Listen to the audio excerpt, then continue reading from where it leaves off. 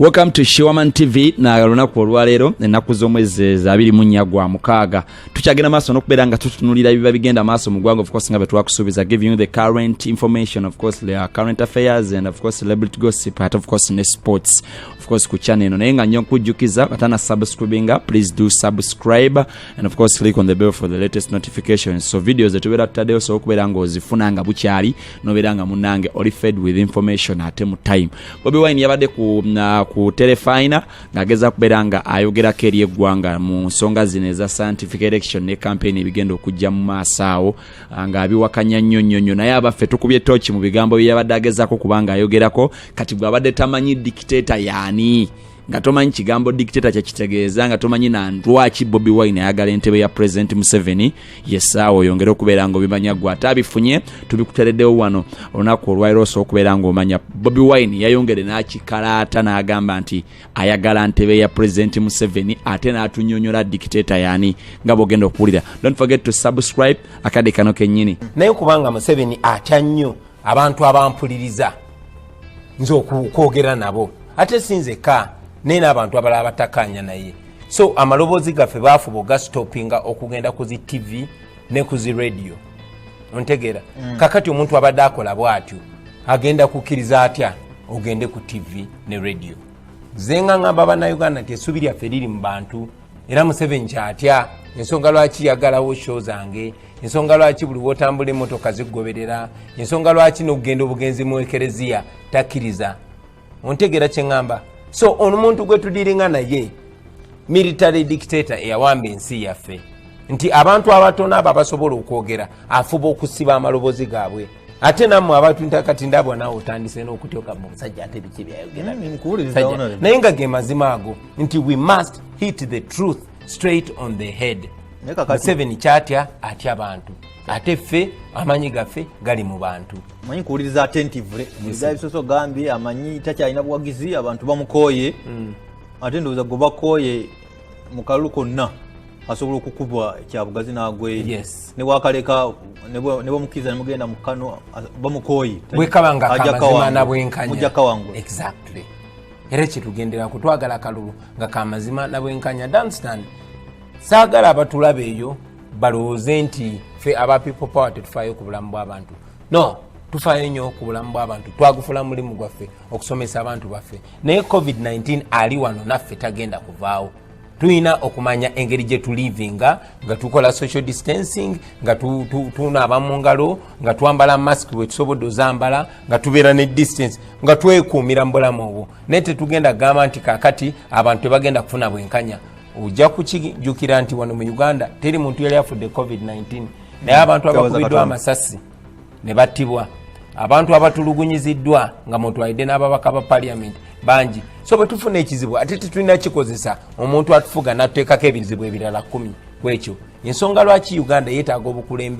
obukulembeze obugondera abantu ate tubwetaaga as soon as possible mu mbeera eno ng'eya covid mwe twetaaga okusingira ddala okulaba nga Museveni agenze kireza mu mbeera ya covid mwe tulina okulondera omukulembeze mwe tulina okubeerera ddala n'omukulembeze omutuufu kuba Uganda tuyinza okufa ne tuggwawo olaba essente ziyisiddwa okuyamba mu byenzijanjaba okumakinga sure to surviving in covid situation so nabazibi omulamuzi byabakama Entebbe w'akakiiko k'ebyokulonda yagenda n'asisinkana President Museveni candidate agenda okuvuganya naffe n'ayita akulira akakiiko k'ebyokulonda ne ttiimu ye n'abalagira nti mugende mutekeke bwe muti ne bwe muti okulonda saasira President Museveni musajja mukadde ffe tuli bavubuka bato kati ye alowooza okwetolola Uganda yonna nga tajja kumalako naffe tusobola omukutula embiriizi ekyo n'akijjawo n'agamba nije gye ngenda naye tebanjagala kuba abantu Museveni bamukowa goge mazima so kati bw'abibalabira balamu n'agamba no nyinza kwetolola nti amateeka kibava baleetawo okulambika okulonda okuli mu bukyamu okuli mu bumenyi bw'amateeka ffe nga ffe twagana okukkiriziganya nako ngera bwe tuze kutugamba buli kye tukola kibadde nga mateeka kikunnyonnyola lwaki nze tebansibangako ne bansingisa musango kuba buli kye tukola kiri mu mateeka bo be bali mu bumenyi bw'amateeka lwakubanga bakutte emmundu kati amateeka baziimula mazimule so n'ebimwami by'abakama naye tumugamba wano ku terefayina ti ssebo ebyo nabyo twabiganye okay tulina okutuuka mu bantu abantu balina okubeera n'okulonda okw'amazima n'obwenkanya amateeka weegali nga bwe tugayina galambika buli kimu nga bwe kirina okukolebwa lwaki tetugoberera amateeka ago kakati byabakama ndowooza mu ndowooza yange ndowooza alina bibiri ebyokukola either kibi nnyo omukulembeze y'okukyusanga amateeka buli waabanga atuuse ku kisenge amateeka ga uganda galambika bulungi nnyo nti bwanabeerawo embeera ng'eno eya covid paliamenti ejja kutuula basalewo okwongezawo okulonda mu bbanga eritasukka myezi 6 naye kyenjagala omanye nti mu kiseera ekyo bwe babongezaayo okulonda okwo president Museveni si aba president kuba ye endagaano ye ne bannayuganda ebeweddeko kati awo speaker yaba takinga over ne Museveni nga bwomumanyi nakugambira nti tetufugibwa mateeka kati akakaweta ekoona buli batuukawo nga baweta ekoona kyetutya si kwe kuyingira mu kalulu twagala kuyingira mu kalulu k'amazima n'obwenkanya era twakyogeddeko tetugenda kubeera nga tusaba electoral commission nti yebe tuwa amazima n'obwenkanya tumanye engeri gye tutuuka ku bantu baffe era tujja batuukako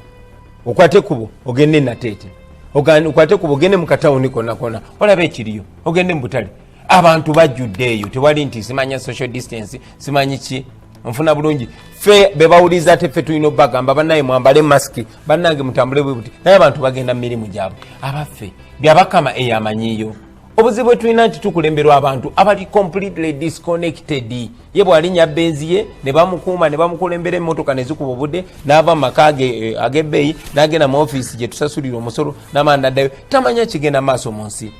okitegeera so abantu bali out there. I don't have trust in the Byabakama Commission. I have trust in the people of Uganda. Sikugamba nga konti twesize simanyi Byabakama simanyi ani nedda naawe bano Museveni ebosi waabwe ng'otabuka ku ekyo anti kyenkugamba nti tetutunulidde Byabakama tunulidde bannayuganda era bannayuganda bali abatulaba mwe balasti bana abantu bajja kuleetawo buli kabadi paka mmwe nga mwesitukiddemu ate nga tumanyi timujja kwesitukiramu so ffe tetunulidde Byabakama tetunulidde Museveni na programu ze tutunulidde bannayuganda ekikulu kiri nti amateeka gagamba okulonda kuteekebwewo era okulonda kugenda kuteekebwawo era tugenda kwesimbawo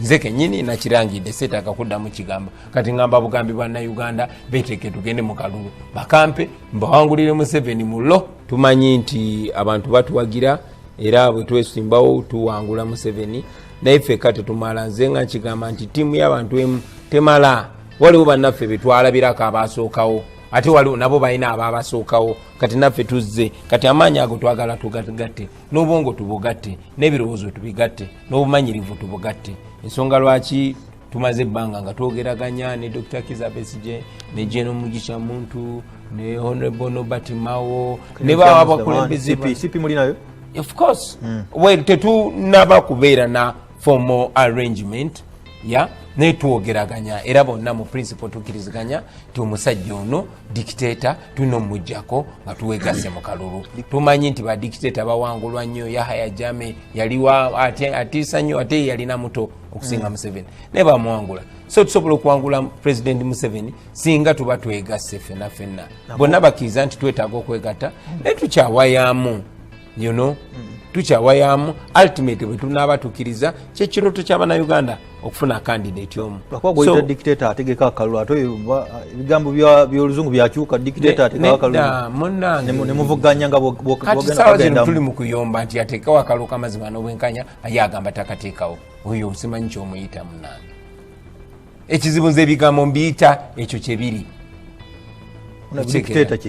dictator yenna kyemalira dictator ye muntu atagoberera amateeka dictator ye muntu akwata okuba n'okusiba n'okutta abantu abamuvuganya era nga bw'okiraba ku mulembe gwa Museveni bwe batta abaana baffe balita nabo Kenya badani.